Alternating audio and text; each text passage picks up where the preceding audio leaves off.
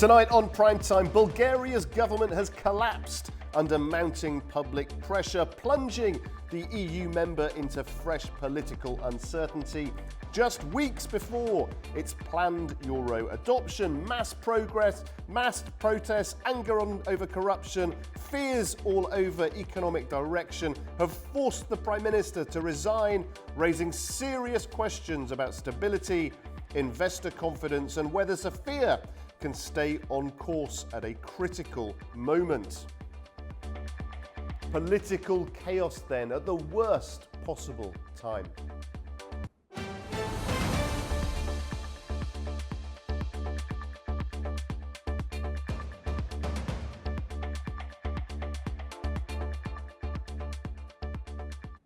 Good evening. In Bulgaria, Prime Minister Rosen Zelazov has resigned, bringing down his government after weeks of nationwide protests over economic policy and persistent corruption accusations. Now, the move came ahead of a planned no-confidence vote in Parliament and lands just days before the country is due to transition to the euro on the 1st of January.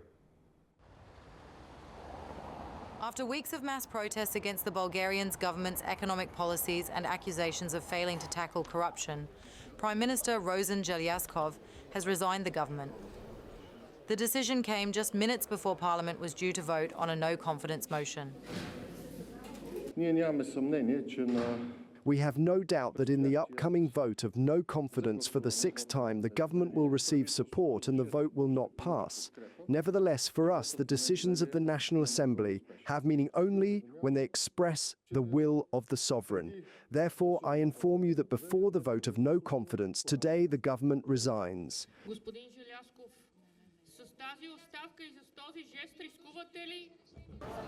President Rumen Radev is expected to consult with political parties on forming a new government, while an interim cabinet may be appointed if talks fail. For many in Sofia, the move has brought hope for change. I hope for something positive, but since I'm from the older generation, I have quite a few reservations about being overly optimistic. Still, I support the young people. It was about time. Long overdue. Now we hope that smarter people will come out of those 240 who were in Parliament. There are certainly intelligent, sensible people there who can come up with something meaningful and put an end to the abuses we've seen. Opponents say the minority government failed to address endemic corruption in the European Union's poorest member state. The resignation follows widespread street protests across cities in Bulgaria against planned tax hikes intended to finance higher public spending as the country transitions to the euro from the 1st of January. Well, joining me now to discuss this further is the head of news for Euronews, Marina Stoimanova, who's in Brussels, Belgium. Marina, thanks very much indeed for joining us. Take us through then what triggered this moment. What finally pushed Prime Minister Rosen Zelazov to step aside?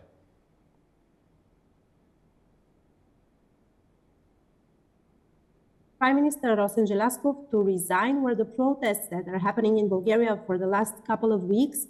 This is the official version. And then we have the leader of the ruling party, GERB, the ex-Prime Minister, Boyko Borisov, who yesterday said that this was his idea and he demanded that the Prime Minister should resign. But of course, the reason is again the protests that are happening on the street demanding for this resignation. Okay, how widespread then and sustained have these protests been, Marina? Well, the protests were really enormous, like especially the last one, which took place on Wednesday. It was the biggest protest happening in Bulgaria for decades, like maybe from the 90s. We haven't seen such an enormous protest. There were probably over 100 or 150,000 people on the streets only in Sofia, in the capital of Bulgaria. But there were also a lot of people protesting in other cities in the country. And not only, also in other countries. Like we had a protest in Brussels, we had in London, and in several other cities and other countries. So it was really, the amount of people was really big. The interesting thing here is that for the first time, we really saw the energy of the young people, the so-called Gen Z. There were people on the social media talking about this, people with opinion, young people, which somehow triggered this energy and made it bigger and bigger. So every other protest was bigger and bigger. So, but also we had not only the young people, we had older people, we had people from different professions, we had different political parties there, opposition, but not only, parties that are in the parliament, parties that are not in the parliament. So it was really, really a huge protest, and it was hard to believe that the government wouldn't listen to the voice of these people. Yeah, you can see the energy of the people in the crowds there. But what are the demonstrators actually demanding, Marina, beyond obviously the resignation?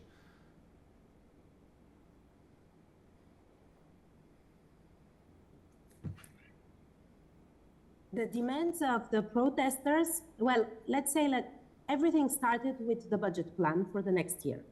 So first the opposition was not happy with the budget, and then the people realized the budget is not good. And that's what caused this energy to rise. So it was like tax increases on the private sector, and also really higher social security contributions for people. And people were angry. So that was the first reason. But then, day by day, the demands and the wishes changed. So from the budget that was withdrawn, by the way, the plan was they withdrew the plan. Then the next step of the protesters was to demand for resignations. Here there is something interesting. Yes, they wanted the resignation of the government. It's a strange coalition of parties, but the main party, of course, is GERB, as they won the elections with Prime Minister Rosen Jelaskov. But the people on the streets, they wanted the resignations of the leader of the party, Boyko Borisov, and also mainly of a leader of another party, Delan Peevski. He's the leader of the Movement for Rights and Freedom, New Beginning. So he's a politician who is first sanctioned under the Magnitsky law. Second, he is a politician who caused protests in the past, like more than 10 years ago. People were on the street because of him, again, because back in the days, he was given a really higher position in the National Security Agency. So then we had other protests and again, resignation of the government. So more than 10 years later, people believe that because actually, it's really complicated. Actually, his party is not officially in the coalition, but he's supporting the government. People in Bulgaria believe that this person, this politician, is actually the one ruling the country, because they think that he has all the powers. They call him an oligarch, and of course, because of the sanctions under the Magnitsky law, and they want him out of the politics. So they're demanding on his resignation, but like resign as a leader or what? So basically now, with the resignation of the government, they think that it's a kind of a small win, because in their opinion, in the opinion of the protesting people and also the opposition, he is the one who is controlling also the government, as I already said. So what's the immediate political picture like now, Marina? Who's running the country? How quickly could Bulgaria head towards another election, do you think?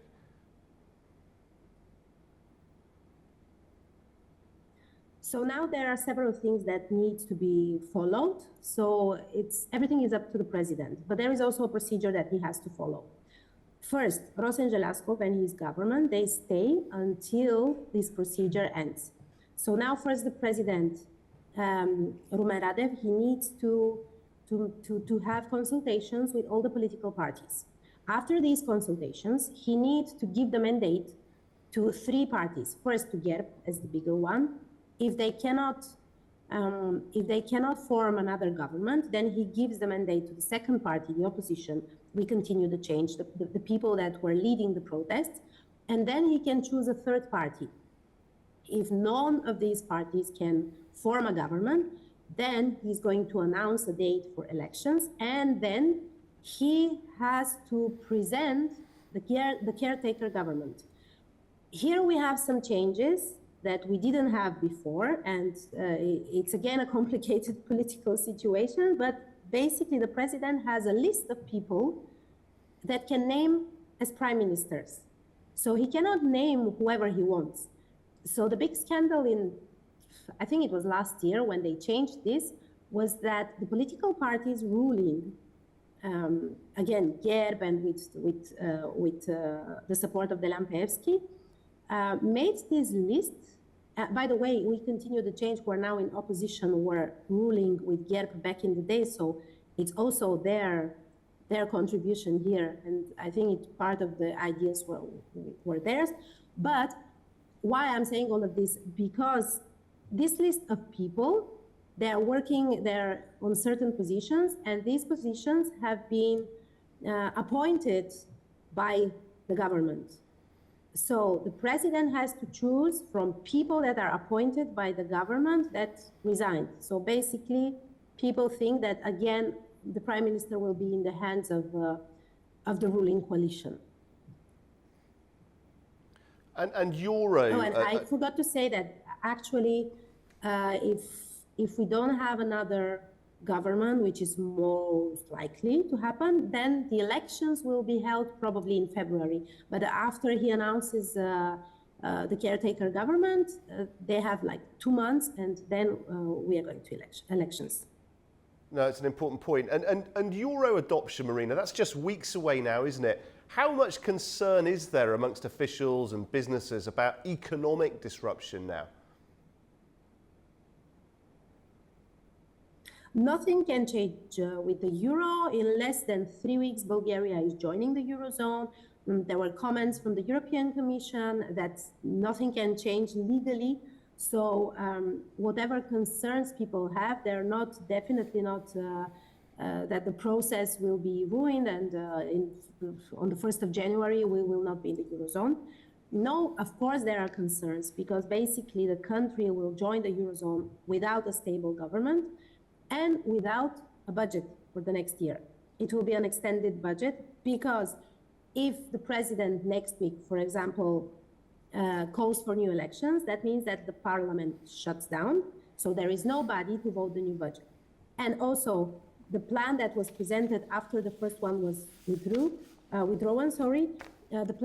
budget plan that was presented was also not approved by the opposition.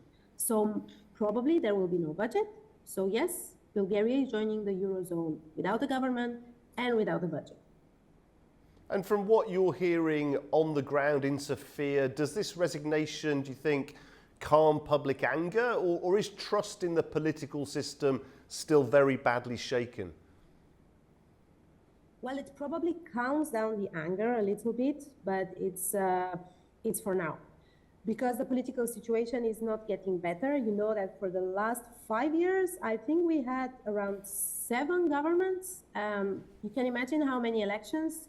People are tired, but at the same time, there is no new player that can join the political scene, someone that people can vote for. There haven't been majorities in the parliament for years now, so there is no political party that can be sure that can form a really stable majority and government.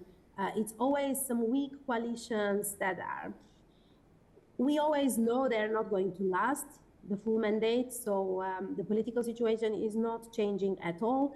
There are rumors, but they're not, nothing official, that the president, Rumen Radev, is preparing to present his political project. But as I said, these are only rumors. So let's see. I don't see for now any new player that could make a real change. But with all that happened and all these protests and really the energy of the streets, I think the opposition right now, in the face of We Continue to Change and the Democrats, I think they really have a good chance to increase the support that they lost in the last couple of years. Marina, it's great to have you on Primetime. Thank you very much indeed. Okay, after the break, we'll take a look at the top business stories of the day with Andy Mioch. Don't go away. Welcome back. You are watching Primetime, and Andy Mioch is here with the very latest business news. Andy, what's on the agenda tonight? Well, guys, tonight we'll be looking at a major deal Disney struck with OpenAI. There's a new legal challenge to the social media ban for children in Australia. And there's also some news about the global supply chains and on uranium mining. So let's have a look. First up, Walt Disney has announced a 3-year partnership with OpenAI that will allow users of its Sora AI video generator to create videos featuring characters from franchises like Star Wars and Pixar. The deal comes alongside a $1 billion investment in OpenAI. Walt Disney announced a deal with OpenAI that will let users of its Sora AI video generator to make videos with characters from Star Wars, Pixar, and other movie franchises. Disney is also investing $1 billion in OpenAI, the company behind ChatGPT. The 3-year partnership could reshape how Hollywood makes content. It also sidesteps the industry's concerns over the impact of AI on creative jobs and intellectual property rights. Disney CEO Bob Iger told CNBC the agreement gives users access to 300 of its characters, but not to any talent likenesses or voices. He said that the collaboration would extend the reach of their storytelling through generative AI, while respecting and protecting creators and their works. According to one person familiar with the matter, Iger and OpenAI's Sam Altman began talking years ago to explore more ways to showcase the potential of generative AI when combined with Disney's characters and stories. As part of the agreement with OpenAI, a selection of the videos by users will be made available for streaming on Disney+. That will allow Disney to capitalize on the growing appeal for short-form video content. The companies will use OpenAI's models to build new products and customer experiences, including for Disney Plus subscribers, while Disney will deploy ChatGPT for its employees. The partnership comes months after creative artists agency, Hollywood's premier talent agency, criticized OpenAI for exposing artists to significant risk through Sora and questioned if creative professionals would be compensated for their work. Over in Australia, a new court challenge has been filed against the government's social media ban for users under the age of 16. Reddit has filed a lawsuit in the country's highest court seeking to overturn the ban, claiming it infringes upon free political discourse. Message board website Reddit on Friday filed a lawsuit in Australia's highest court seeking to overturn the country's social media ban for children, calling it an intrusion on free political discourse and setting the stage for a protracted legal battle.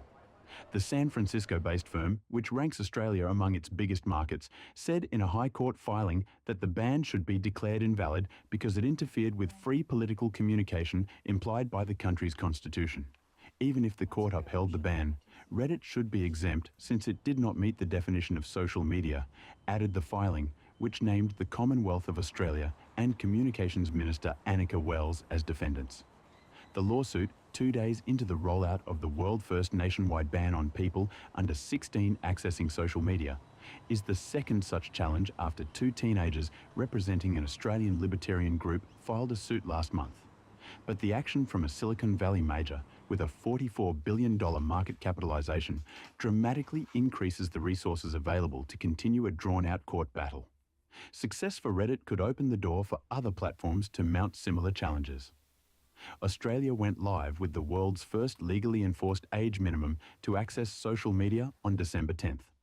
Reddit and 9 other platforms, including Meta's Instagram, Alphabet's YouTube and TikTok, campaigned against the measure for more than a year before ultimately saying they would comply.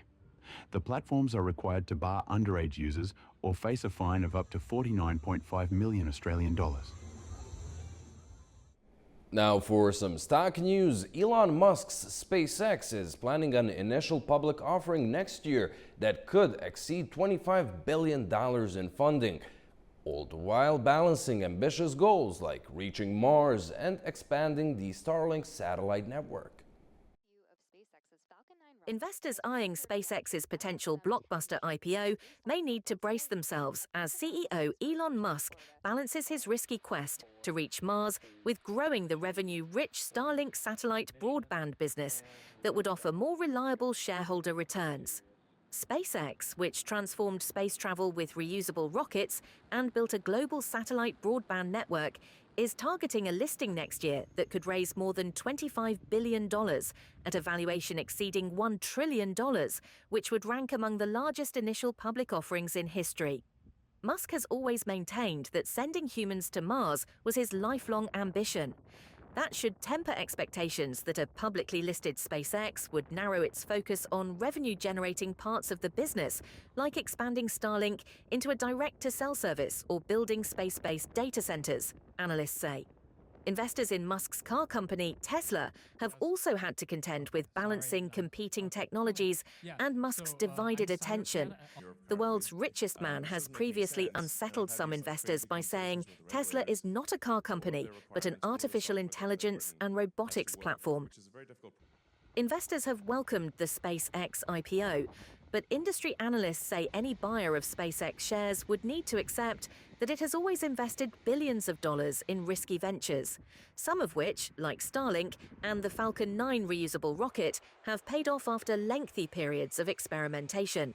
SpaceX President Gwynne Shotwell said in 2018 that the company would not go public until it was flying regularly to Mars, a goal that has been repeatedly delayed.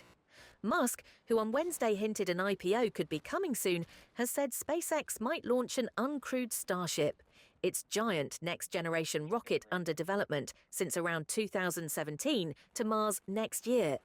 But analysts believe this is ambitious given the rocket has not yet completed a successful orbital mission. Beyond the risks tied to Mars ambitions, some analysts also question SpaceX's lofty valuation, which assumes meteoric growth from current annual revenue of $15 billion, despite uncertainty over the market size for satellite-to-cell services and the feasibility of space-based data centers. A SpaceX IPO would help fund Musk's latest ambitious ploy, data centers in space. In theory, this could harness the power of the sun, leapfrogging Earth's energy bottlenecks and cementing SpaceX into the AI boom. But analysts warn cooling could be a challenge, launch costs must fall sharply, and growing space debris adds a further complication. Despite the laundry list of risks, market analysts believe many investors will ride out SpaceX's ups and downs, much as they have with Tesla.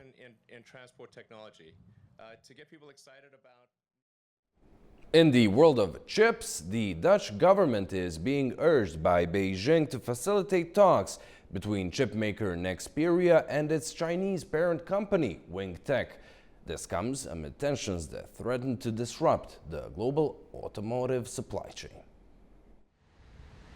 Beijing on Thursday urged the Dutch government to push Nexperia to send a delegation to China. It's as a standoff between the Netherlands-based chipmaker and its Chinese parent company threatens again to disrupt the global automotive supply chain. Nexperia has been at odds with its Chinese parent WingTech and Chinese operating subsidiaries. It's since the Dutch government took control of the firm in September. Beijing responded by halting the exports of Nexperia's finished products. That led to chip shortages for global automakers. Both governments relaxed their measures last month, but court fights and an internal fallout continue. With Beijing and WingTech both warning disruptions could return if a long-term resolution isn't found soon. The comments from China came a day after WingTech said it had invited the court-appointed custodians of Nexperia for talks. Nexperia said it was aware of the invitation, but had seen, quote, no indications of any willingness to engage in meaningful discussions on the restoration of the supply chain. When it comes to European economies, that of the United Kingdom shrank unexpectedly in October as the budget cast a shadow of uncertainty over the country. The GDP dropped by 0.1% in the August to October period.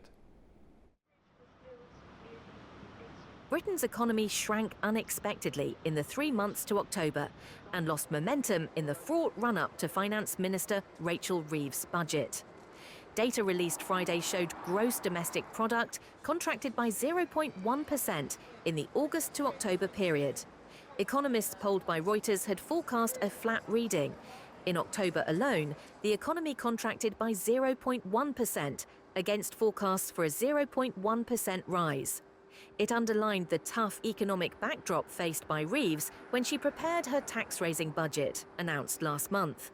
That was after several weeks of speculation that had bamboozled investors, consumers and businesses. Sterling fell slightly against the US dollar, and British government bond prices rose after Friday's data. It cast doubt on the Bank of England's expectation that the economy will grow by around 0.3% in the fourth quarter as a whole. Manufacturing output, impaired in September by a cyber attack on Jaguar Land Rover, failed to recover as economists had hoped. And the Office of National Statistics said retailers in particular had struggled. In response to the data, the Finance Ministry said it was determined to defy the forecasts on growth and create good jobs. And finally, in uranium mining news, China is taking a novel approach that it says improves efficiency and minimizes environmental impact. Building on the latest domestic breakthroughs, China is making new strides in smart and sustainable uranium mining. Leading the charge is the national #1 uranium demonstration project, the largest natural uranium production base nationwide by capacity, which delivered its first barrel of output this past July. Located in North China's Ordos City, this crown jewel of China's third-generation uranium technology fuses smart systems with sustainable practices. Most notably, it uses a CO2 and O2 in situ recovery technique, which dissolves uranium underground so it can be pumped up to the surface through a fully closed loop for minimal environmental effect, but maximum operational efficiency. This is our production control center. From 1,000 miles away, we can mine uranium with one click and monitor everything on a single screen. National #1 uranium is the flagship achievement of China's third-generation in-situ leaching technology, turning solid uranium ore into a liquid solution, dramatically simplifying the mining process and improving safety. The same advanced technologies are transforming uranium mining across multiple regions in China, unlocking the potential of vast deposits that were once considered uneconomical or too challenging to develop. This project has unlocked efficient development of China's low-grade and complex uranium resources. The second major breakthrough is through innovation in key equipment. One single facility can now produce over 1,000 tons, up from less than 100 before. According to data from the China Energy Research Society, China's total nuclear power generation capacity, including units in operation, under construction, or officially approved, ranks first worldwide. And that is all in the business brief for tonight. A lot of activity today and a bit of radioactivity. Yeah, a lot going on indeed, Andy. Thank you very much indeed. Okay, after the break, we'll take a look at Washington's latest peace proposal for Ukraine, including a plan that would see Kyiv pull troops from Donbass to create a so-called free economic zone. Do stay with us. Welcome back. You are watching Primetime. Now, turning to Ukraine's peace talks, the United States is proposing that Kyiv withdraw its troops from Donbass, from the entire region, creating what it calls a free economic zone. Now, earlier ideas had gone further, suggesting Ukraine hand over remaining areas it controls. This version stops short of that, but still asks Ukrainian forces to pull back. Here's more. Ukrainian President Volodymyr Zelensky says Washington has proposed that Ukraine withdraw its troops from the Donbas region to create what's being called a free economic zone in the areas still under Kyiv's control. It's a diluted version of an earlier US proposal that Ukraine hand over its remaining territory in Donbas to Russia. But Zelensky questioned how such a zone would work, asking what would prevent Russian forces from advancing if Ukrainian troops pulled back. He said any decision on territorial concessions rests with the Ukrainian people, who could address the issue through elections or a referendum. Under the proposal, Russia would relinquish several small pockets of territory it controls elsewhere. The plan comes as Ukraine faces intense pressure from US President Donald Trump to accept Washington's peace blueprint. Trump argues the proposals could end the war if both sides agreed and signed. I thought that we were very close with Russia to having a deal. I thought we were very close with Ukraine to having a deal. In fact, other than President Zelensky, his people loved the concept of the deal. You know, we threw something out. This is the four-part deal. Well, there's 4 or 5 different parts. It's, you know, a little bit complicated because you're cutting up land in a certain way. It's not the easiest thing. It's sort of like a complex real estate deal times 1,000, right? But it's a deal that would have stopped the killing of thousands of lives every month, thousands and thousands of lives, mostly soldiers, but as you know, there's some bombs being dropped. On Thursday, more than 30 leaders met for a coalition of the willing session on security guarantees for Ukraine, as well as discussing progress on mobilizing frozen Russian sovereign assets. Zelensky, speaking via video link, said Kyiv had discussed possible guarantees with Washington and that both sides were working on a framework strong enough to be effective. The meeting comes ahead of talks in Europe this weekend, where Trump has said he may send a representative if there is a genuine chance of progress on a ceasefire. Okay, joining me now in the studio is A News' Katie Wilson. And Katie, before we start, just bring viewers some breaking news that we're having reports coming in now that Russia has attacked a ferry that is docked in Odessa. Now, the ferry is Panama flagged, but is owned by a Turkish business. Now, obviously, this is, well, incredibly dramatic, considering that President Putin and President Erdogan are both meeting in Turkmenistan at the moment. Your reaction, Katie, to that news before we talk about the remaining issues? Well, I guess it comes into a lot of the wider concerns about this proposal, and that a lot of this proposal is coming from trust in Russia that they won't break these proposals, and that's a lot of Ukraine's concerns here. How on earth do we trust Russia if we're going to agree to this? And I think that plays into those wider concerns there, as Russia doesn't have the best reputation for having much regard for international law, and yeah, all, I think, again, adds to those concerns for Ukraine and its allies about this plan. And world leaders, of course, are well practiced at sitting down with each other, performing for the cameras, doing the business of diplomacy, even when difficult things are going on in the background. I guess the surprise element here is something that could be taking diplomats, it could be of concern to diplomats. We will, of course, keep viewers updated as more news on that story comes in. But let's look at President Zelensky now.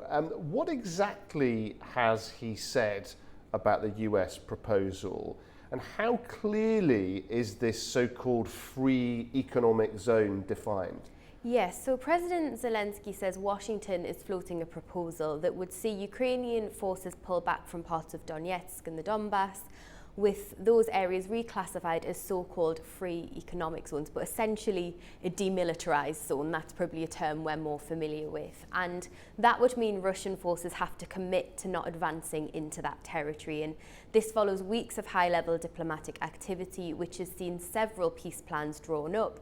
They've been adjusted and revised by the US, Ukraine, Russia, and European leaders. And this is what Washington is proposing. But one thing to make clear is that this is not a done deal. Zelensky has made it clear that this plan is actually still extremely vague, and there's no detail on who would govern the territory, who would police it, or what would stop Russian forces from simply just moving in later. And it was quite a sobering press briefing with Zelensky, and he seems very concerned about this plan. And there's other unresolved issues, such as the Zaporizhzhia nuclear power plant. What would happen to that if this was to go ahead? And Zelensky is also insisting that any changes to Ukraine's borders would require approval from the Ukrainian people. That's under their constitution. So that could mean through elections or a referendum. And the Ukrainian people might not accept this proposal. And Zelensky has said that Kyiv has already sent back a revised peace framework of its own. And he said the final mile is the hardest. Everything could fall apart for many reasons. So, as I say, not a done deal, still many hurdles to come with this. And in this briefing, Zelensky was talking about the US's desire for a quick end to this conflict. And there is a complex nature of these ongoing negotiations, which I think has caught the Trump administration by surprise. Remember when Trump said he would solve this in 24 hours? And Zelensky still believes Russia's got no desire to stop the war. So that is the situation that Zelensky's dealing with here. Yeah, it's a very interesting point. I mean, not a done deal, as you say, but if something like this were to go ahead, how would it change the current military situation, the administrative situation? In practical terms, how would it change things on the ground in eastern Ukraine? So it would mean a major shift on the ground. Of course, Ukraine would pull its troops back from parts of Donetsk that it still controls, and those areas would essentially become a buffer. And it would be a zone where neither side is meant to deploy forces, so a demilitarized zone. And the big issue really is what would happen after that withdrawal, because there's still no agreement on who would actually administer that territory, how security would be enforced, and crucially, what would stop Russian units or proxies from drifting in over time. And it would create this stretch of land in the heart of the Donbass where Ukrainian authorities reduced, but there's still no clear mechanism to prevent Russian forces from exerting influence or control over time. And in practical terms, that means the front line would move westward for Ukraine and the military map would freeze where it is. So effectively locking in the positions of both armies, and military front lines elsewhere, like in Kherson and Zaporizhia, they could also be frozen as part of a broader negotiated framework. And as I say, Ukraine's concern is that to them, it would be a largely undefined strip of territory sitting between the two armies with enormous questions hanging over its governance and its stability. And what might be coming to mind, it certainly did for me, was these other frozen conflict regions that we've seen in post-Soviet space, like Transnistria, Abkhazia, and these are territories with de facto autonomy under Russian influence, existing in that legal grey area. And I think there's concern that the Donbass could become one of these. But the big difference here is that Kyiv can't make that decision to cede territory or create a special status zone on its own. It's got to have consent from the Ukrainian people or approval from its legal processes. So that would be the key difference here for this region. And what about those Ukrainian people, Katie? I mean, we've heard the reaction from President Zelensky, a kind of lukewarm reaction. You said that he'd mentioned it was vague. You know, there's still a lot of detail that he'd be required to look at before making any sort of decision. What other reactions have we heard from people, dignitaries, officials in Ukraine about the idea? Yeah, generally Ukraine is massively skeptical about all of this, and ultimately the concern is how on earth can we trust Russia not to exploit this? And as I say, that trust in Moscow isn't there internationally, and Zelensky is stressing that any withdrawal from parts of Donetsk can't happen without strong security guarantees, and military and political advisors are concerned about shifting control of that territory, but not actually giving Kyiv the ability to monitor it or secure it. That needs to happen, and for Kyiv to agree with this. And as I say, Zelensky is emphasizing that nothing's been set in stone, and he's actually said that fighting would continue as these talks take place, and that could still shape the future of the negotiations. He said much depends on our military and what they can hold. And there are sticking points for Kyiv. As I say, another one is the management of the Zaporizhia nuclear power plant. That's Europe's largest power plant that sits on the front lines here. Now, that's been under Russian control since March 2022, since the start of the full-scale war. And Zelensky is wanting Russian troops to withdraw and for Kyiv to share control of the plant with the Americans. But he's doubtful himself that Moscow would agree to that. And there's a sense along with all of this and with this plan that Trump is growing frustrated with the conflict. And Kyiv's fear is that Washington may, because of that, seek to impose a more Russian-led solution. And Zelensky told reporters that although the Americans wanted a quicker conclusion to the war, there were no deadlines for an agreement. On the Ukrainian side, they're more wanting for a ceasefire to be implemented immediately, and then after that, a more detailed agreement can be fleshed out, whereas Russia actually stands more to gain from doing it this way, with the ceasefire being delayed, is its troops are continuing to make small gains on the front line, and obviously we've got the constant drone attacks which are exhausting the Ukrainian population. Yeah, you can understand the criticism of Washington with this idea. You know, it's too simplistic, they want a result too quickly, it's a little bit vague, etc. On the other hand, you can see a coherence, a logic to it. There's economic incentive, confidence building strategy. How is Washington framing the mechanics of this, the benefits that they believe it will deliver? Yeah, that's exactly that. You've hit the nail on the head there. Obviously, Washington's calling this a free economic zone. It's not calling it a demilitarized zone, and that's key here because it's part of this broader diplomatic effort to move the peace process forward rather than just as an immediate territorial concession. So Washington's framing this on several levels. As we mentioned, that economic incentive, it's a free economic zone, suggesting that could the area attract investment and trade and reconstruction funds if this ceasefire were to hold. And the proposal, of course, is meant to reduce those tensions on the front line and create that buffer when neither side deploys troops. And the US is hoping that by demonstrating that compromise is possible without an immediate risk of escalation, that is a positive we can draw from this. And they're hoping through that they can jumpstart those broader peace talks and show that if we can have small agreements on limited territory, that could pave the way for more comprehensive negotiations. But at the same time, Washington is echoing Zelensky here and not presenting it as a final deal. And they don't also want to come across as dictating these terms. And the emphasis is on offering more of a framework to negotiate with the hope that they could lead to a phased reduction in hostilities while maintaining Kyiv's sovereignty, at least in principle. I think that's a whole other debate. But for Kyiv, their message is clear that this has to come with strong security guarantees, and also we've got that hurdle of democratic approval that has to come before this will even be considered by the Ukrainian side. Finally, Katie, what about Moscow? What about Europe? How are those two actors reacting to this? So the Kremlin officials have generally been more tight-lipped about this compared to Europeans, the Americans, the Ukrainians. But wherever possible, Moscow is seeking to cement this impression that Moscow and Washington are aligned, and they're aligned on their hopes for the terms of a peace deal.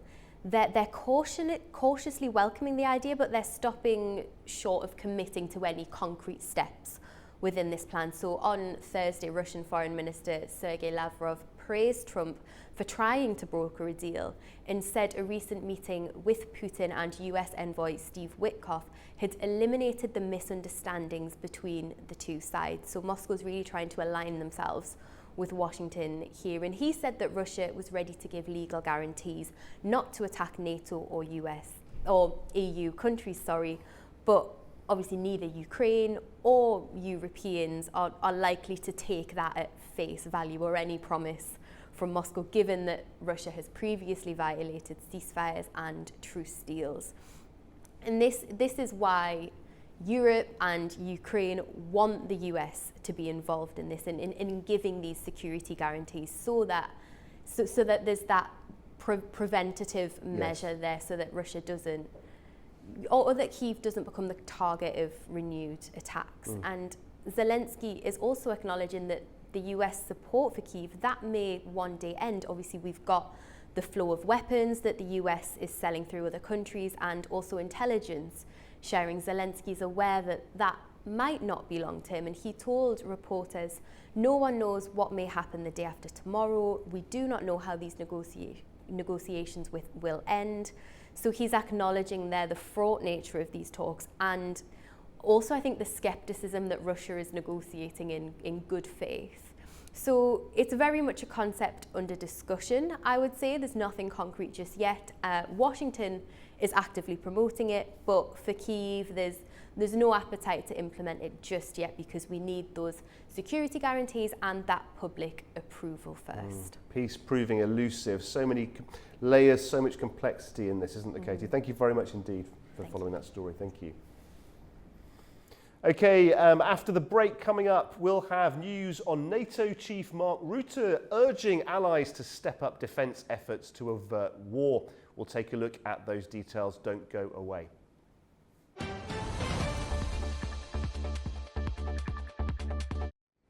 Welcome back. You're watching Primetime. NATO Chief Mark Rutte has urged allies to step up their defence efforts to prevent a war. Well, speaking in Berlin, NATO Secretary General Mark Rutte warned that too many allies are still not treating Russia's threat with enough urgency. He said defence spending and production must rise quickly, arguing the danger is already on Europe's doorstep. Rutte also cautioned that Moscow could be in a position to challenge NATO militarily within 5 years. Well, let's cross over to Paris now and get the very latest from Ross Cullen, our correspondent there. Well, Guy, the NATO Secretary General making some pretty strong comments. Mark Rutte saying that Russia could attack Europe in the next 5 years. We are Russia's next target. Russia is directing an escalating covert campaign against our societies. Mark Rutte also calling for NATO member states to step up, saying there's too much complacency, there's not enough urgency, the time for action is now. Mark Rutte also saying, quote, Putin is paying for his pride with the blood of his own people. Now, those comments from the Secretary General coming ahead of talks here in Paris this Saturday between Ukraine, the UK, France, Germany and the United States over the latest version of the peace plan presented by Ukraine to the US this week, with some new suggestions about possible concessions that Kyiv could consider, areas of eastern Ukraine that are recognised by the UN as belonging to Ukraine but which Russia wants to take. Ukraine could step back from that area if Russia also retreats from the front line, leaving the region as a possible free economic zone, something that could be financially attractive to the United States. Also, looking ahead to next week in Berlin in Germany, which is where Mark Rutte was making this speech, a possible leaders summit with the heads of government and state from the UK, France, Germany, Ukraine, and also a possible appearance by US President Donald Trump. Well, joining me now to discuss this further is Marco Delido, Director at the Centre for International Studies in Rome. Mr. Delido, thank you very much indeed for joining us on Prime Time. When Mr. Rutte talks about a lack of urgency among allies, what does he really mean? What are the gaps he's pointing to in terms of Europe's defence posture? First of all, thank you for the invitation. Basically, the General Secretary of NATO highlights three main gaps. The first one is the increasing gap politically that is growing between the two sides of the Atlantic Ocean. So this increasing political and strategic fracture between US and Europe, so the core of NATO. The second gap is a European political gap. In Europe, we lack unity of intent and unity of perception on Russian current aggression on Ukraine, possible response, possible strategy to reinforce deterrence, and possible future scenarios about confrontation with Russia, how to manage this threat. And the third gap is a gap in defense investments and generally speaking, buying. I mean, the Secretary Rutte knows that as well, that to build a renewable defense forces, you need you need a lot of money, and to do that, you need to increase your public spending. You need long-term project, and in this aspect, Europe has not yet used the full budget capabilities. And how realistic is this warning that Russia could be in a position to use military force against NATO within the next 5 years? I mean, is that not slightly dramatic? Is it hyperbole, or is it more about posturing, or is that an accurate, sort of sober representative of something that's quite likely? This kind of assessment is not coming only from NATO, but is coming also from the German Secret Service, UK Secret Service, that according their analysis, they think that Russia can arm Europe in the next future from 3 to 5 years.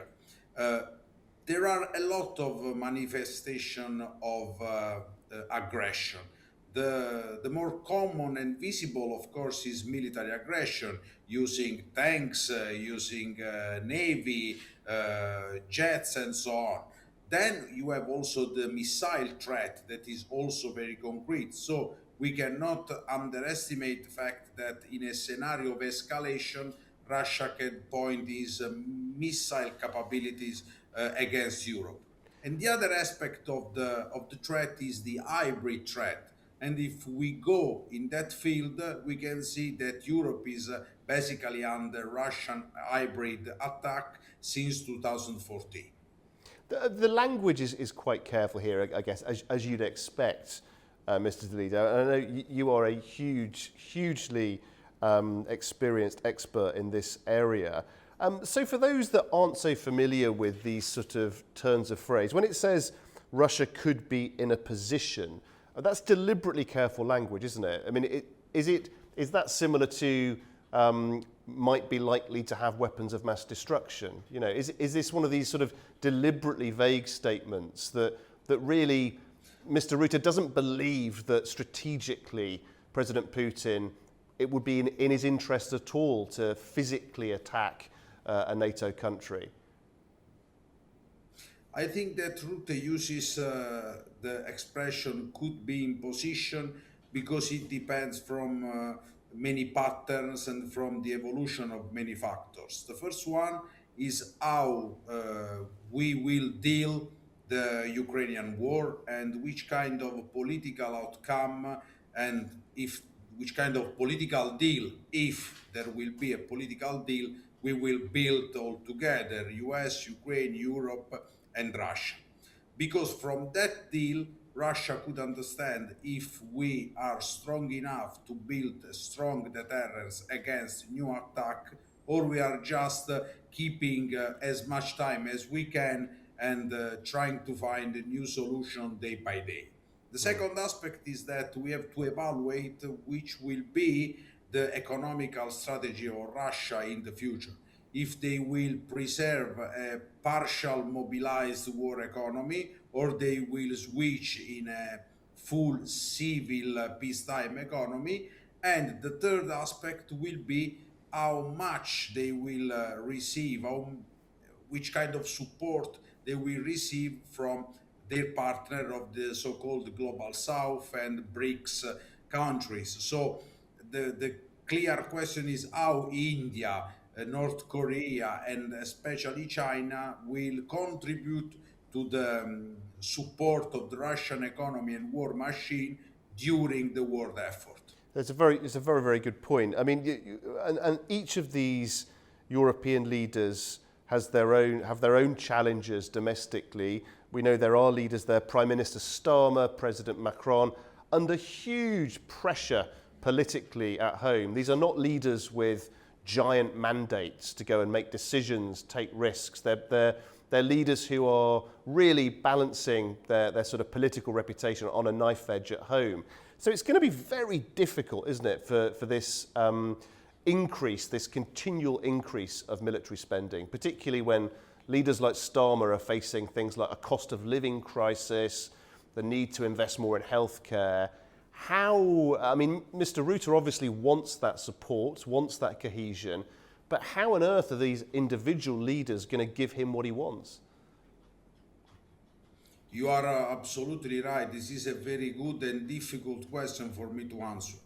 because now in Europe we have very fragile leaderships for many different reasons, and our electoral population, our electorate, is not very familiar with the concept of war sacrifices, war scenarios, and with the idea, the strategy of spending more money for deterrence and defense, because it's very difficult for the political leadership to make the people understand how the investment in defense is the investment of the protection of national interest and national wealth, national high level standard of living.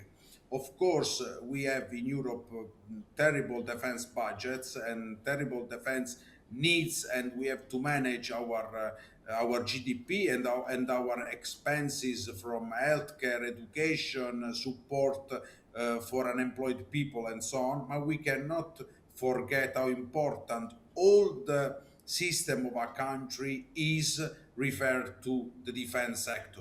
Without the defense, we cannot protect our interests and our life. The two things are like twins; they cannot be separated. Then one of the possible answers for Europe can be the use of the debt instrument. We are discussing if there is finally the time to create euro bond in order to have more funds to finance not only defense and security, but the many field of investment that we need in order to keeping the pace with other growing economy in the world. That's a very interesting point, and this messaging, as you say, is from NATO has changed dramatically, and I think it's a really interesting point you made about there are many people in the populations of these countries in Europe that would, I think, finding it shocking that actually part of the life that is enjoyed requires protection. NATO is shifting its language from deterrence towards preparation now, isn't it? And we're starting to talk about the sort of machinery of war as a necessary element of this, whereas perhaps for years it's become sort of more in the background. Do you think that this is something that will end up sort of causing resistance to Mr. Rutte, or so far are the signs positive that his message is being reasonably well received by not just the politicians but by the electorate?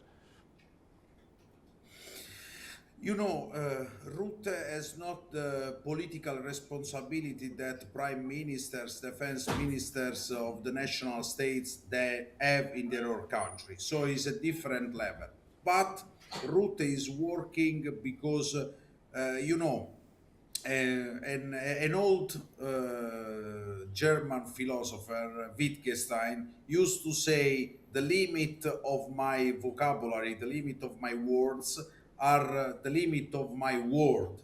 And the same we can apply this concept today. We have switched our vocabulary from the word deterrence to the word from the word protection, and we have include also the word preparation for war, because the world is changing and because we need to make the population understand that we live in a different geopolitical situation, and in this new geopolitical situation there is the risk of a direct military confrontation. The problem is that the civil population in Europe is completely unaware of the real risk and doesn't want to accept this risk because it's very connected and very in love with this higher standard of living, and doesn't want to risk to sacrifice it in the name of war sacrifices and defense sacrifices. Do you think because of that there is a danger perhaps that those politicians in leadership roles who sense the urgency to try to get the electorate on side when it comes to increasing spending, that the temptation will be to frighten people, to exaggerate the proximity of the threat in order to encourage people to support a strategy that they believe is sensible longer term? You know, sometimes maybe some politician, but I think individual cases and not in general parties can be seduced by the and can be tempted to use this war rhetoric in order to increase their support.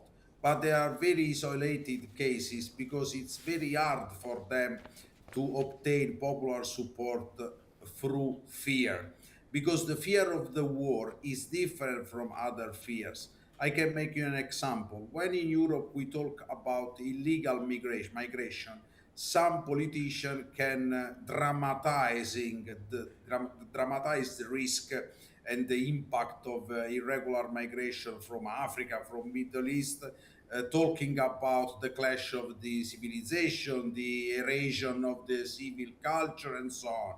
But you know, this is easier for this kind of politician to manipulate the risk of the migration, because migration is something that the common people lives day by day in their everyday life. So the problem of integration, the criminality, and so on.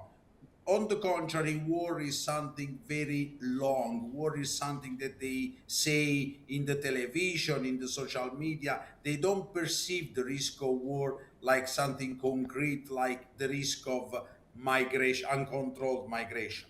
So for a politician in Europe, could be not convenient to manipulate the risk of war.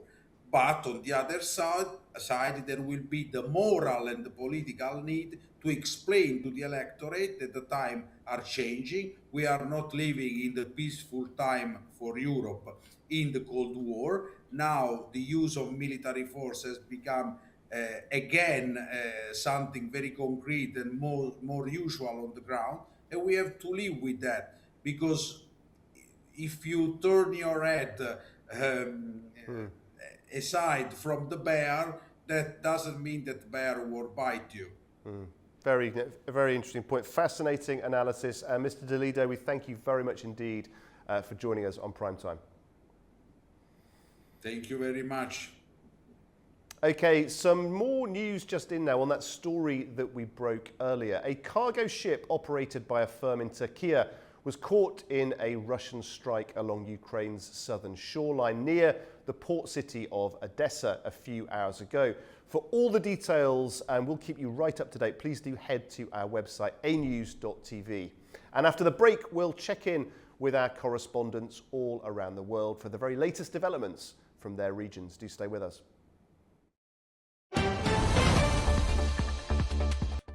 Welcome back to Prime Time. Now let's turn to our correspondents all around the world for the latest from their regions. And we start with the Finnish President Alexander Stubb, who is in the Netherlands for a state visit to discuss NATO, defence, innovation and support for Ukraine. Our correspondent Anita Sharma reports now from Arnhem. Welcome to this day in Europe, as the King and Queen of the Netherlands welcomed Finland's President Alexander Stubb and his wife Suzanne on Amsterdam's Dam Square, with military honors and a wreath laying at the National Monument, underscoring shared resolve as supporters of Ukraine and the green transition. Stubb said he'd come a long way from playing at an ice hockey tournament in the Netherlands when he was just 13 years of age to now being hosted by the Royals. At his University of Amsterdam lecture, Stubb framed the Netherlands and Finland as NATO-aligned free traders reliant on open seas and resilient supply chains. On Ukraine and Russia, he said they are closer than ever to reaching a peace agreement, but that, quote, "we're not there yet and that anything can happen." The afternoon spotlighted defense innovation, with the presidential and royal couples checking out Dutch drones and the Defensity College program, where students are recruited as part-time reservists to work on study-specific, high-level projects. Later at the Royal Palace banquet, Stubb toasted shared history, from early Dutch recognition of Finnish independence to NATO ratification. Today in The Hague, Stubb and the King will visit NATO's Communications and Information Agency, or NCIA, which safeguards NATO networks and cyber systems. Stubb will then meet parliamentary leaders and Prime Minister Dick Schoof to discuss security and aid for Kyiv, where his relationship with fellow Gulf enthusiast U.S. President Donald Trump could prove to be pivotal. The Finnish president will also go to the Klingendal Institute think tank and the International Criminal Court. Let's see if Stubb's strong rapport with Trump can help the EU strengthen its ties with Washington and ease transatlantic tensions. For A News, I'm Anita Sharma in Arnhem, Netherlands. Okay, let's head to Central Asia now. Kazakhstan has lowered its oil transport forecast for 2025 following recent attacks on key pipeline infrastructure. The disruption temporarily impacted exports and prompted the government to take swift action. A News correspondent in Kazakhstan, Fariza Kalamazina, has the full story. Kazakhstan's energy ministry has lowered its 2025 forecast for oil transported through the Caspian pipeline consortium from 72 to 86 million tons.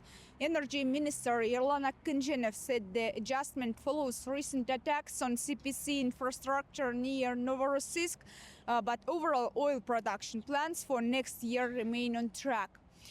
The ministry noted that the incident at the marine terminal has not critically affected annual targets. A temporary reduction of 480,000 tons was needed to fill storage tanks during repairs, and these volumes will return to shipment once the terminal resumes normal operations. Exports are continuing through a temporary loading point, while repairs at another facility are almost complete and expected to be finished by mid-December. Engineers are still assessing a heavily damaged offshore platform hit by drones, and it's unclear if it can be fully restored. To avoid export delays, Kazakhstan has redirected crude flows, including from the Kashagan field to China via the Atasu-Alashenku pipeline. Shipments through the Atrau-Samara system and by rail have also increased, while the ports of Novorossiysk and Ust-Luga operate normally.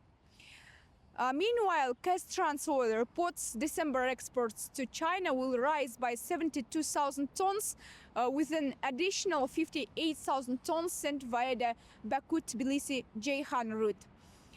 Earlier this month, SPM-2, the offshore loading facility of the Caspian Pipeline Consortium in Novorossiysk, was hit by Ukrainian drones, temporarily disrupting Kazakhstan's oil exports.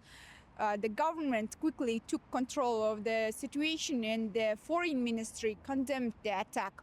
The incident was even later raised during talks between the foreign ministers of Kazakhstan and Ukraine. Fariza Kalimurzina, Almaty, A News. Staying in the region, Tashkent is hosting the 2025 FIA General Assemblies this week. As discussions continue on motorsport development and road safety, Uzbekistan is also positioning itself to host major international competitions, including Formula One events. Tashkent has become the center of global motorsport governance as the 2025 FIA General Assemblies bring together senior representatives from 149 countries. According to officials, nearly 500 delegates are attending the week-long event, which also includes the FIA President election and the annual FIA Awards ceremony. At a meeting with President Shavkat Mirziyoyev, FIA President Mohammed Ben Sulayem highlighted Uzbekistan's growing role in international motorsport and confirmed the organization's readiness to support the country in hosting high-profile events, including future Formula One stages. He also stressed the importance of developing local talent through FIA training programs for drivers, engineers and mechanics, along with expanding road safety initiatives. The event takes place just days after the end of 2025 Formula One season, where Lando Norris secured the World Championship title. Uzbekistan has been a member of the FIA since 2019 and continues to expand its motorsport infrastructure. Delegates say the choice of Tashkent as host city reflects growing confidence in the country's organization capacity and its long-term commitment to developing both professional motorsport and everyday transport safety. It is Sevirva Japo reporting from Tashkent, Uzbekistan, A News. The Afghanistan Ministry of Mines and Petroleum says Afghanistan is seeing growing interest from regional investors, particularly from Central Asia. In a recent meeting, Afghan officials met with investors from Tajikistan to dissolve trade opportunities in Afghanistan. Our correspondent Tamim Bahis has more details from Kabul. Hidayatullah Badri, the Minister of Mines and Petroleum, has met with a number of Tajik and Afghan investors to discuss new investment opportunities in Afghanistan's vast mineral resources. According to a statement from the ministry, the discussions focused on Afghanistan's mining potential and ways to strengthen cooperation with regional investors. During the meeting, Tajik investors formally expressed their interest in establishing a cement factory in Afghanistan, a move that could significantly contribute to the country's construction sector and job creation. Officials say the proposed cement factory would utilize Afghanistan's raw materials and help reduce reliance on imports, while also supporting infrastructure development across the country. The Ministry of Mines and Petroleum says that such investments align with Kabul's efforts to attract foreign and regional partners and to responsibly develop Afghanistan's natural resources. This comes as Afghanistan's trade and economic relations with Central Asia continue to expand. Trade ties with countries such as Tajikistan, Uzbekistan, and Kazakhstan are strengthening day by day, particularly in sectors including energy, mining, construction materials, and transit trade. Officials say improved regional connectivity, cross-border cooperation, and growing investor confidence are contributing to increased trade volumes between Afghanistan and Central Asian states. These partnerships are seen as vital for economic stability and long-term growth. Tamim Bahis in Kabul, A News. Iran's top diplomat Abbas Araghchi has welcomed expansion of ties with the neighbouring Azerbaijan, stating that Tehran and Baku are determined to build a common, secure and honourable future based on mutual respect. Our Touraj Shirililo has more. Iranian Foreign Minister Abbas Araghchi, who paid an official visit to Baku earlier this week, said that relations of Iran and Azerbaijan go beyond geographical neighborhood and are a manifestation of deep historical, cultural, and civilizational ties rooted in the ancient relations of the peoples on either side of the Aras River. In a post in social media about his meetings in Baku, he hailed promotion of the relations between neighboring countries. Araghchi said that in all discussions, the necessity of maintaining stability and security in the South Caucasus was emphasized as a prerequisite for the progress and prosperity of all countries. According to Araghchi, it was also reiterated in the meetings that no third party should be able to have a negative impact on the constructive relations between the two states, while Tehran and Baku are determined to build a common, secure, and honorable future based on mutual respect. He welcomed expansion of Baku-Tehran relations in all areas, including economic and transit, political, cultural, and humanitarian fields, and said that Iranian and Azerbaijani statesmen are determined to elevate their cooperation to a strategic level, relying on this common foundation. In the joint press conference during his stay in Baku on Monday, Araghchi also stressed that Tehran welcomes and supports the peace process between Azerbaijan and Armenia, which are two neighboring countries of Iran. Touraj Shirililo, Tehran, A News. And we end this section tonight in the East. China's foreign minister is touring the UAE, Saudi Arabia and Jordan this week to deepen political and economic ties. Our correspondent Manor Makdoum has more from Beijing. Chinese Foreign Minister Wang Yi is visiting the UAE, Saudi Arabia and Jordan starting Friday until December 16th at the invitation of his counterparts in each country. The visit aims to strengthen China's political and economic engagement in the Middle East. The trip also shows Beijing's efforts to expand regional diplomacy and deepen cooperation with key Arab partners ahead of the upcoming China-Arab States Summit. In the UAE, Wang is meeting senior officials in Abu Dhabi to discuss expanding collaboration in trade, energy, and investment, building on what Beijing describes as a long-standing and trusted partnership. His stop in Saudi Arabia will focus on reinforcing strategic ties, especially in energy and regional security, as the two countries continue to broaden cooperation across multiple sectors. The visit concludes in Jordan, where talks in Amman are expected to address regional stability, development projects, and multilateral cooperation. Beijing has stated that the tour is intended to enhance mutual trust and contribute to joint efforts on regional peace and long-term development across the Arab world. Manu Maktoum, A News, Beijing. After the break, we take a look at world leaders gathering in Ashgabat as Turkmenistan marks 3 decades of permanent neutrality against a backdrop of rising global tensions. Do stay with us.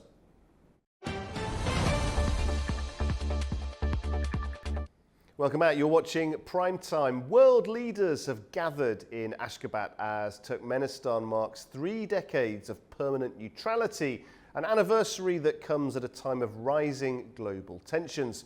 From Ukraine and Gaza to regional security and connectivity, the forum brought together sharply different views on how peace and trust can still be built.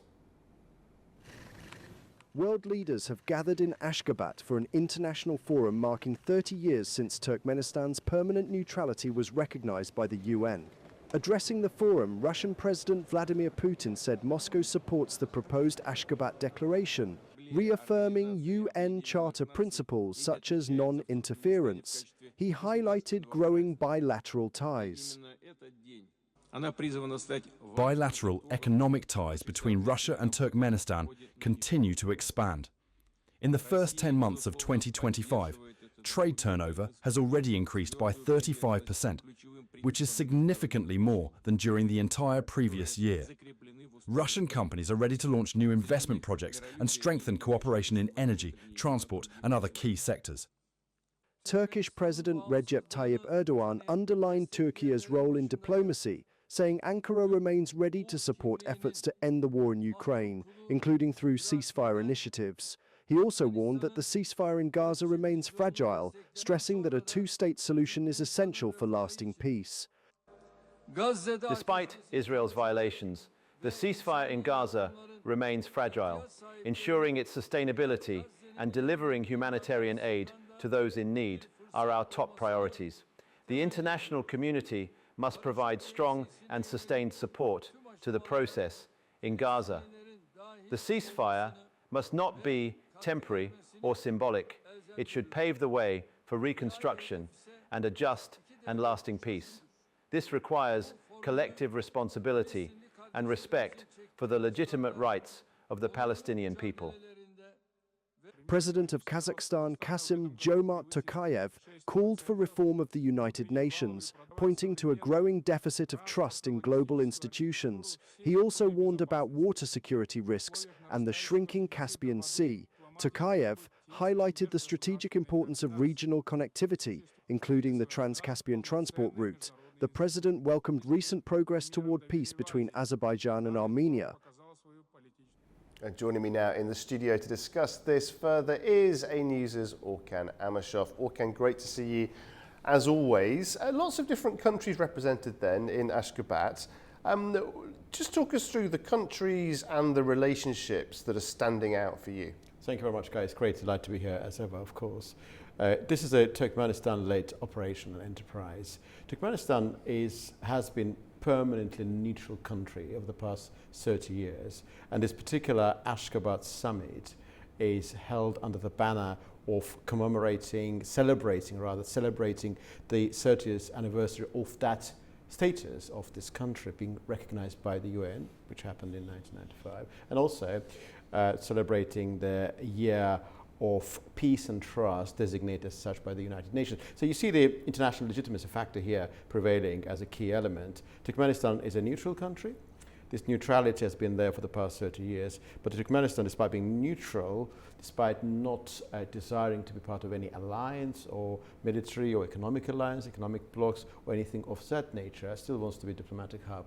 The country's leadership, new leadership now, wants different countries, Eurasian nations, Russia, Iran, Turkey, come to Turkmenistan and make important decisions. So there's an element of dichotomy there. Neutrality of Turkmenistan from the very beginning meant to serve country's national interest, because Turkmenistan, when in 1991 Soviet Union collapsed, wanted to balance between different countries and make sure its independence is being preserved properly. But of course, up to a certain point.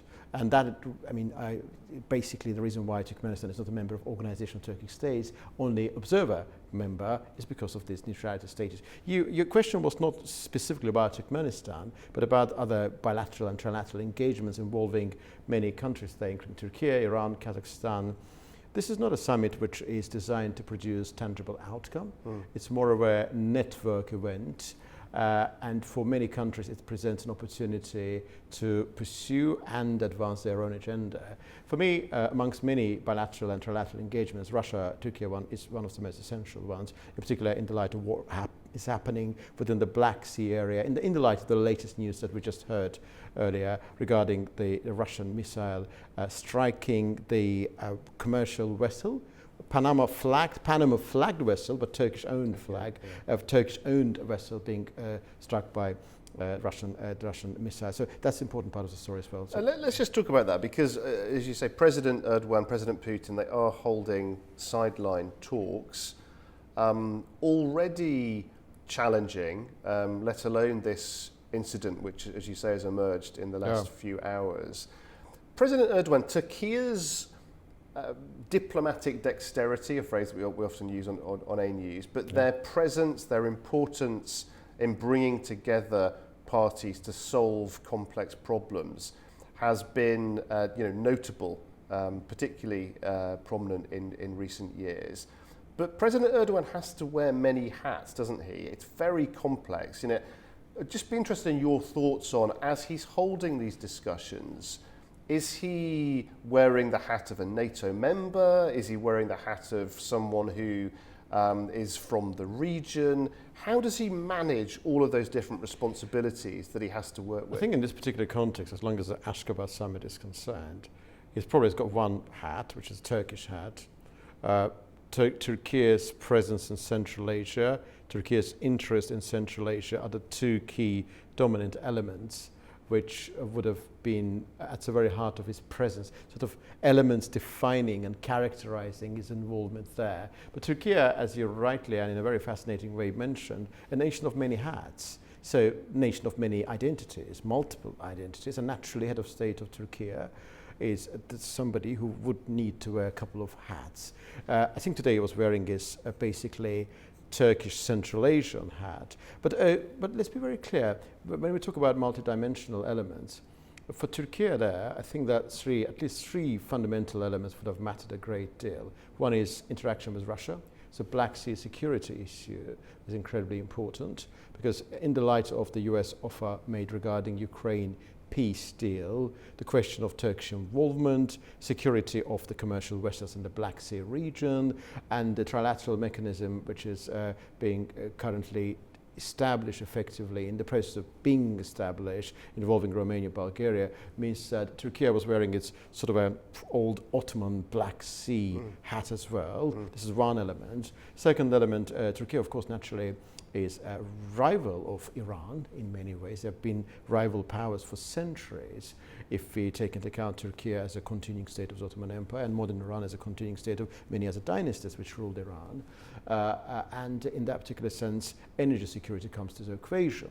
Turkey is opposing Iran on many levels, but Turkey does not want to see Iran weakened to the extent that could undermine Turkish interests. The question of natural gas, of Turkmen natural gas being exported to Turkey via Iran, has been one of the key dimensions of Iran-Turkish relations, and perhaps that was discussed there as well. Another important element, I suppose, from Turkmenistan's perspective is at a time when Turkmenistan, which has got 11.7 trillion cubic meters of proven natural gas reserves, which effectively makes this country, this Central Asian Turkic country, number 4 in the world in terms of its natural gas reserves, probably number 5 if we do take into account the United States of America as well. It comes after Russia, which is 47, Iran 34 trillion cubic meters, and then we got Qatar, US and Turkmenistan. But Turkmenistan has not been able to use this natural gas resource for the purpose of its westward-oriented energy export capabilities. I'm going to give you one very interesting example. Azerbaijan's natural gas reserves, proven natural, is about 1.7 trillion cubic meters. But basically, Azerbaijan is producing around 40-50 BCM annually, and 25 BCM of that is being exported to Georgia, Turkey, and Europe, basically. And that is going to increase. Kazakhstan, for example, has got 3.7, but because most of the gas there is associated gas, quite often what you have, first of all, you produce that gas and then you need to re-inject produced gas in order to get oil, and plus geography limits Kazakhstan. They're unable to export their gas to Europe, and they are restricted with Chinese and Kazakh options, the Russian options. And same applies to Turkmenistan, because they annually sell 30-40 BCM natural gas to China, unable to use that source. And in the context of this Ashgabat summit, it's very important for Turkmenistan to find alternative options. This particular format is not ideal for achievement, because what you got there, Russia, which is not interested in Turkmen gas being exported to westwards, because Russia has been one of the obstacles in this process. Iran naturally is not interested, but Azerbaijan and Turkey are interested, of course. Where is there alignment? You spoke obviously there about some of the tensions, the difficulties, and also quite rightly made the point that this is not the sort of platform for headline agreements or signatures. Nevertheless, there are areas where states have cooperated for many years, are looking to cooperate further, solidify relationships. Just talk to us about where you see the strongest areas of alignment. Well, this is not a meeting congregation of allies.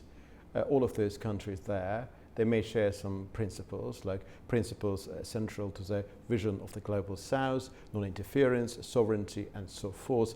But we're not talking about trade bloc, we're not talking about military alliance. But there are certain alignments, compartmentalized alignments that you can discern upon closer inspection.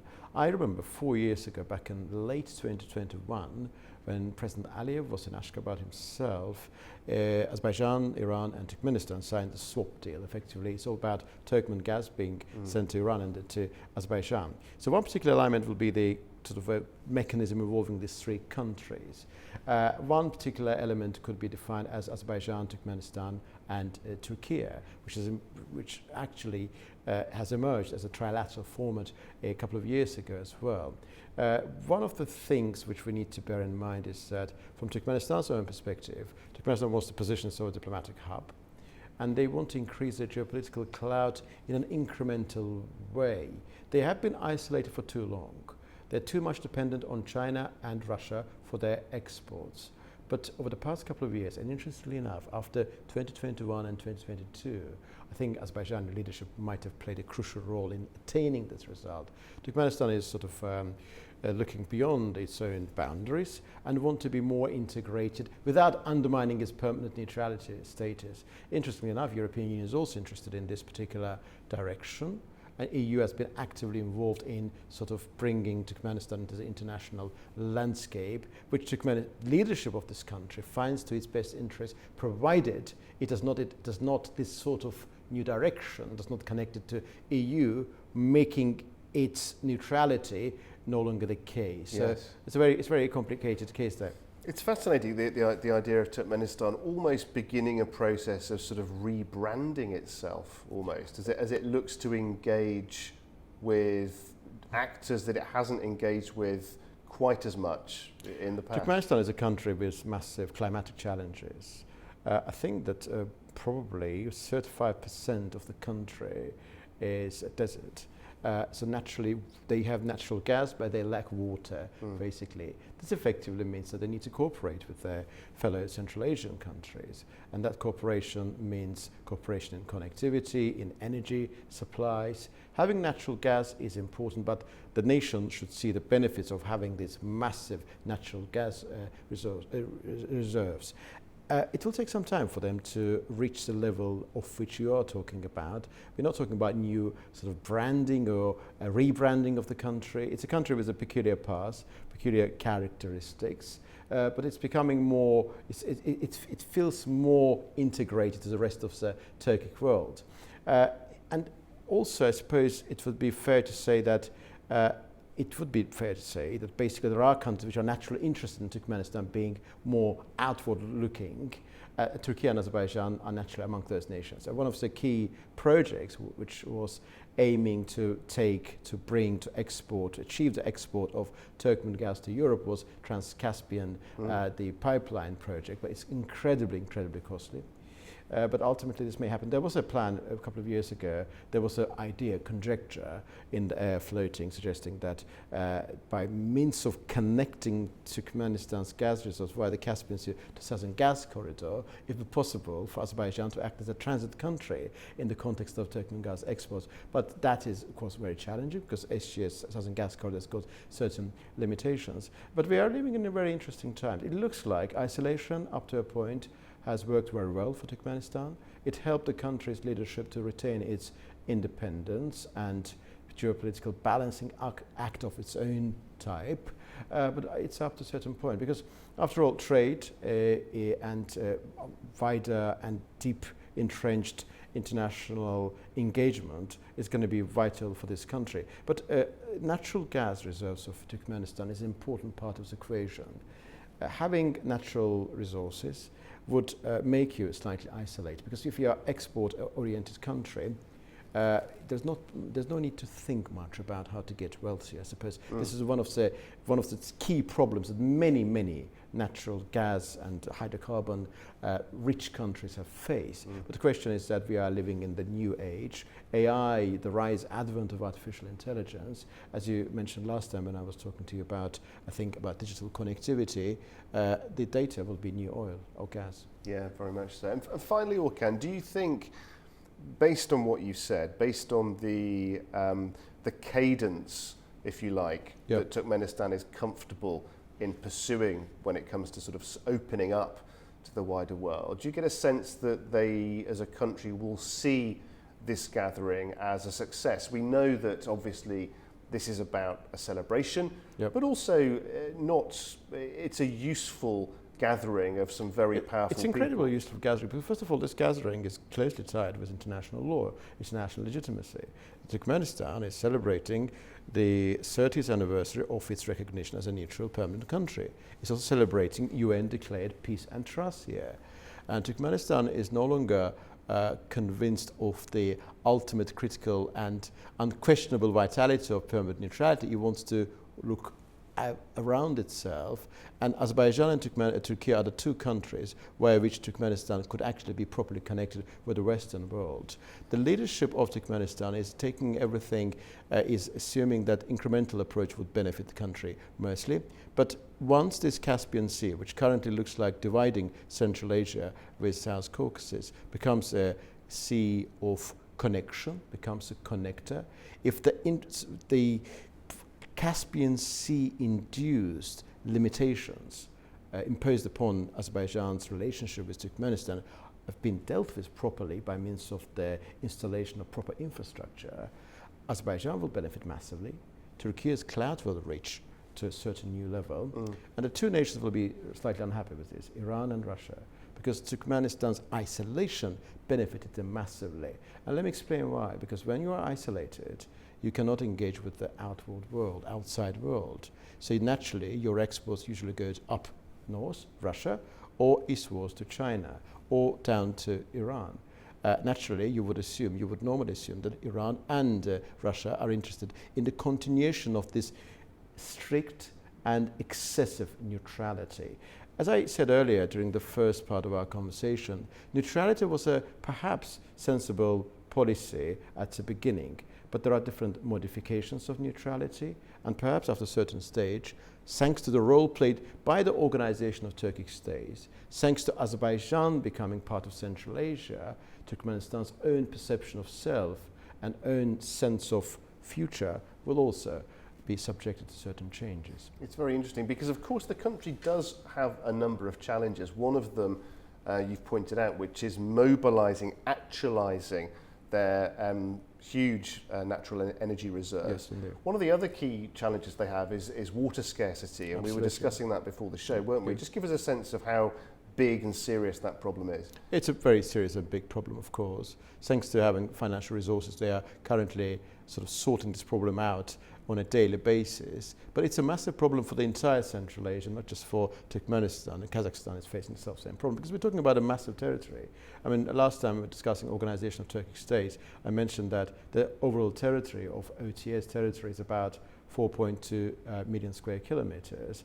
Out of that, 2.7 is Kazakhstan. Kazakhstan's population is about 20 million. Could you possibly imagine 20 million population inhabiting the country with a territory of 2.7 million square kilometers? 2.7, it includes everything, UK, France and Italy. And Turkmenistan's territory is about, I think it's about between 500 and 600 square kilometers, 7 million population. Why 7 million population? Because basically only 25% of the country is livable. To be, but the rest, of course, with the advent of technology, it will be possible to expand this livable part of the country, but that is something, the massive challenge. Resources, natural resources must be used properly and must be transformed into what we call human capital. Another, of course, apart from the climatic problems that we faced, and also, of course, there are some other challenges related to Afghanistan, border-related matters, and Turkmenistan should be more integrated into Uzbekistan and also should have good relationships. There are some, in that trilateral junction there, involving Tajikistan, Uzbekistan and Kyrgyzstan, there have been some border-related matters as well. So basically, security, that is being sorted out, energy supplies, and being able to export your resources to different countries, and sorting out incrementally this climatic issue. And all of these things could only be sorted out through the cooperation, and cooperation with the wider Central Asia and this side of the Caspian Sea, including Azerbaijan and Turkey. Urkan, always a pleasure to discuss issues like this with you. Thank you very much. My pleasure. Okay, that does bring us to the end of Prime Time. Please do join us again on Monday evening for more insight, analysis and perspective from right here in Baku and around the world. And from all of us here at A News, thanks for watching.